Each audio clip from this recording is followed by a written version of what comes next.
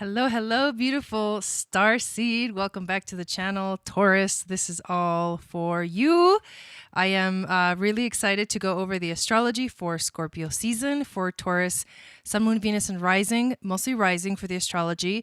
And then for the intuitive reading, the card reading, we're going to look at, we're going to pull 5 cards, and that's for Sun, Moon, Venus, Sun, Moon, Venus, and any other planets that you have in Taurus. The video started so quickly, I got caught off guard. But here we go. So earlier today, I did the video for Scorpio, so it's going to be very similar. However, we're going to be looking at different energies. Now, as I get your chart ready to pull up on the screen, I want to invite you to download my free moon astrology guide. It's going to give you and tell you what your psychic gifts are based off of your moon sign.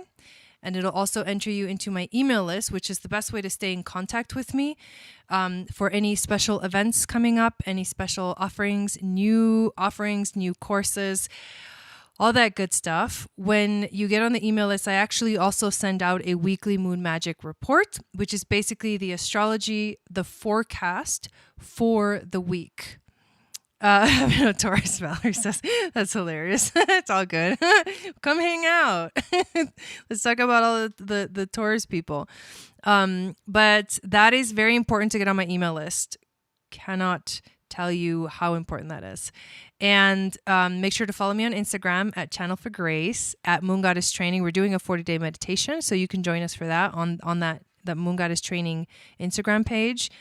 I'm also getting ready to give out a lot more offers, to send out a lot of more notifications about, or emails, basically announcements is what the word I'm looking for, of lots of cool things coming up. And I can't wait. I've got a new podcast episode coming up soon. I think I might try to literally upload it today, because I think it was such a powerful conversation that I had with a new friend and new teacher, because I haven't told you guys, but I am going to do an Akashic Records certification to do Akashic Record readings. I can't freaking wait. So we had a conversation today for the podcast. I'm going to upload that as soon as I can. And yeah, so that's what's up. But here we are. Tomorrow, the sun literally moves into the sign of Scorpio. So we are literally starting Scorpio season, which is a big deal, because Scorpio season is I've been talking about this, the veil gets thin during Scorpio season, and we may experience things that can be sometimes unexplainable. I love Taurus people. All right, let's see. Believe it or not, my Mercury is in Taurus. You wouldn't think that, would you? You wouldn't think that. So here's your chart, Taurus. So what I'm gonna, the advice that I give for these readings is, when you look at the astrology, you're looking at your rising sign. When you look at the tarot reading, which I do right after the astrology, you're looking at Sun, Moon, Venus, and anything else symbolically. It's the messages that come intuitively that get channeled. So they'll speak to whatever Taurus energy you have within you. So that's how these readings work. But we are going to look at a few main aspects that will be happening this month. The first one is, of course, the sun moves into Scorpio. And what you're going to notice this month is that a lot of what's happening is going to be happening in your 7th house of relationships. So the first planet that we find here is the sun. Okay, so the sun enters Scorpio, is going to be in Scorpio for 30 days. The theme for you, where the sun is illuminating this energy for you, is your relationship. So you're going to see a lot of activity in this area of your life. Mars will also enter Scorpio on the 30th. Again, that's going to be in your 7th house. So this is a relentless energy. Mars in Scorpio. I have Mars in Scorpio, and I do not stop. When I want something, I go get it. I find a way to do it. I'm relentless. I have always been this way my whole life. So this drive and motivation that will arrive for you in your 7th house of relationships will help you find that intensity as well, to take action, towards the things that you want to actually happen within this realm of relationships. On that same day, we're going to see Venus enter the wholeness phase, what is called the wholeness phase. Now, tomorrow in the Moon Goddess training, we're going to talk about Venus. We're going to talk about her cycles, or her phases, her cycles, the Venus star, the Venus star point. And this is significant.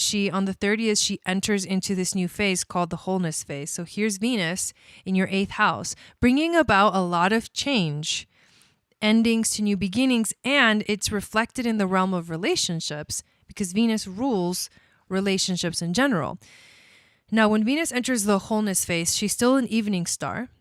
She's in direct motion, and she achieves maximum brightness, duration, height, and maximum separation from the sun. So she's really close to the earth, believe it or not. Hello, Sanders, welcome in. And it's like her full moon phase.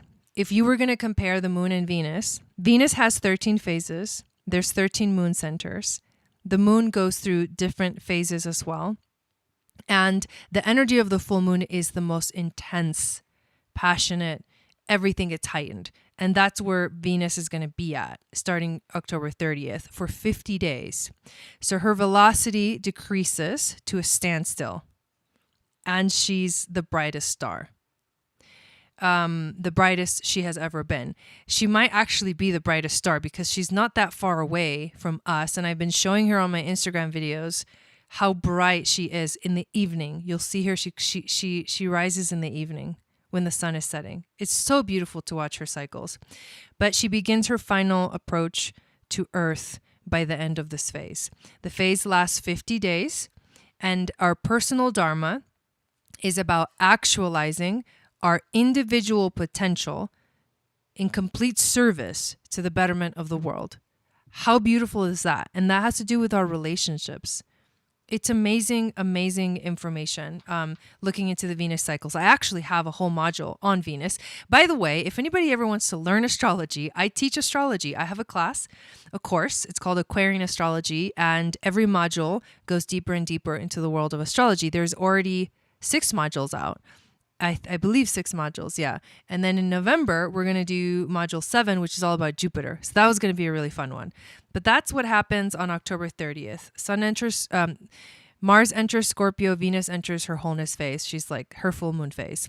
Then on November 4th, we have a new moon in Scorpio. And guess where that's happening? In your 7th house again. So setting intentions about what you want to manifest for yourself in relationships is really important.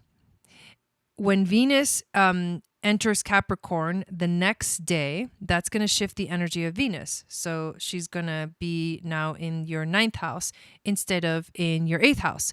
So the focus for you and Venus, but because this is Capricorn energy, and think about this as she's going to be in Capricorn through the end of the year.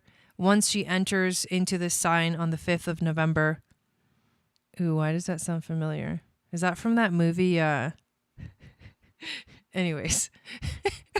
But she's going to enter Capricorn on the 5th of November. And she's going to be in Capricorn like into January. That's intense because Venus doesn't really like being in Capricorn. She would much rather be in the opposite sign, which is Cancer. But in Capricorn, she's going to feel a little funky, and she's going to go retrograde in Capricorn. That's why she's going to spend so much time here. Make her inferior conjunction with the sun, and while retrograde, so her Cassini point, and then she's going to go direct. So it's a journey that will begin. For you, it's happening in your 9th house. Think about the themes of expansion. Think about the themes of, oh, nice, Valerie. She has Mars in Taurus. Think about the themes of education, higher learning, how those things, how your expansion affects your relationships. And you may want to focus a lot on like improving your life, on like getting out there and showing up for the world and learning new things as you do it. Because Capricorn focuses on your life path and your career. So this all could be linked together in a really beautiful way. And then Mercury enters Scorpio. So there, another planet entering your 7th house. Now the mind, the Mercury mind, the Scorpio Mercury mind is investigative. It is, it's like curious and needs to find out the answers. So it will look at all the nooks and crannies. It's like really good at investigating. Can sometimes be annoying, but at the same time, like they were really good at solving like things, solving issues, because they look for the answers. So this intensity is all going to be here. The sun, the moon, Mars, Mercury, the new moon, and all of this in Scorpio in your 7th house. So that intensity, while Venus, who is the ruler of the 7th house, is entering Capricorn, entering her wholeness phase. I mean, think this month in terms of relationships is a big deal, you guys, for everybody. For Taurus, it's happening in this way. And then we end the month with a full moon, partial lunar eclipse in Taurus. And so now we're looking at your 1st house. Full moon, eclipse. That is a big, powerful eclipse. It is happening on a star called Algol. It's also going to be a Pleiadian portal. I mean, all of these are intense. It's going to be the dark goddess energy. And in your 1st house, which is the house of identity and sense of self. So what you're going to feel is a shift in perspective of yourself. Remember that eclipses they're revolutions. They begin things. They begin specifically 6-month cycles. And what happens when we have a lunar eclipse, it's like an inner revolution. Also, think about the fact that for the last 6 months, we've been under a different eclipse cycle that is now ending this month. And we have literally, since we just passed the full moon in Aries, we are like technically in eclipse season. Because once we hit that new moon in Scorpio, it's eclipse cycle. So it's powerful because the nodes are getting ready to move into Scorpio and Taurus. For you, so think this October Scorpio season, hello Lisa, is a glimpse at all of 2022 and beyond 2022 because the nodes are going to be in Scorpio and Taurus beginning in January. The nodes will be in your 1st and 7th house transiting, which means your identity is what you're going to have to focus on for 2022. And you're going to have to let go of like drama, karmic relationships. And all those things are going to come up this month for everyone, then these next 30 days. So these are the big themes in your life. Yourself, your relationships, and the way that you're expanding. Those are the 3 areas of your life where you're going to feel the most activity this Scorpio season. So pay attention because, like I said, it's a little bit of a glimpse as to what the big theme of next year is going to be for you and for everyone. So all of these videos that are coming out, look for your rising sign for the astrology to tell you where Scorpio Taurus is. You can find that. That's where the biggest theme of 2022 is going to be for you. So it's like a premonition type of energy. But nevertheless, really powerful because that means that all the eclipses are going to be happening in these houses for you and they're going to be affecting yourself and your relationships for like while the nodes are in Scorpio and Taurus, that's where we're going to see most of the eclipses. So it's a little glimpse as to what's coming up. All right. Let's pull some cards for you. Thank you, Spirit Guides, Angels, Teachers, for being here with us this evening. I would like to call in my Spirit Guides, Angel Teachers and ask for help clearing the energy of these cards as well as my energy so I can be that open channel of wisdom and intuition to flow through. And we're going to pull an intuition card, a challenge card, an overall theme, a wisdom from the ancestors, and an animal spirit card for Taurus for Scorpio season. I'll pull the cards first and then I'll show you what we got. Interestingly enough, we're getting pentacle cards coming through. Oh, wow. This is beautiful energy for you, Taurus. I love it. Okay. Let me do a little rearranging and let's pull an animal spirit. Okay.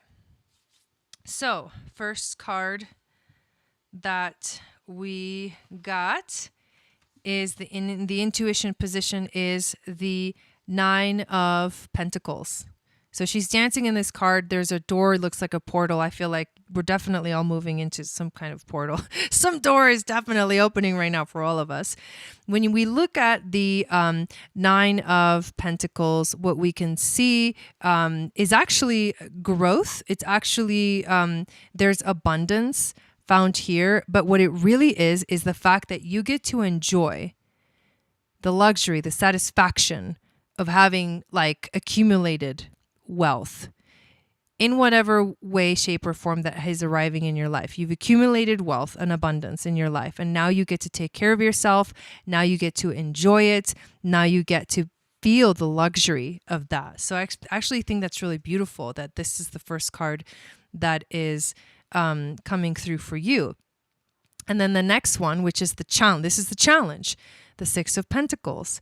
The Six of Pentacles is about giving, also receiving. Fairness is the give and the take. So you've accumulated, you've manifested all this beautiful wealth in your life, and you want to really get to enjoy it. But there's something the universe is calling you to also give.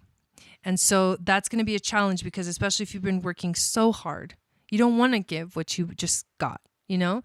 But it's a symbolic energy. Think of it maybe not exactly as like money or wealth or the way that we normally think of wealth.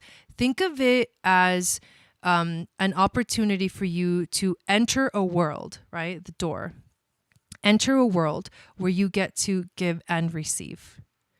So you've done the work, and now you get to enter, like walk through the door. And it's cool because it's like blue and purplish colors, and then she's like on the other side. I mean, if you look at the symbolism of the cards, she walks through the door, and when she walks through the portal, she is now in this sacred space, in sort of this balance and this harmony. Really beautiful, powerful energies. Overall theme, the Lovers, of course. I mean, with all the seventh house energy that we just talked about, it doesn't surprise me. Passion, intensity, sensuality, sexual desire. Like the Scorpio in the seventh house is like a very passionate sort of sexual energy. And that's the overall theme for you. And the Lovers is like the mutual love, the giving and receiving through a beautiful relationship. The wisdom from the ancestors, Nine of Cups. Your wishes are coming true. Your whatever you have wanted. I mean, you've been working so hard, and it's literally beginning to manifest. But if you feel like you haven't received that, know that it's coming. It's very close. And all it takes is for you to trust in the universe, that the universe will give you what you need. But then remember to always give as well.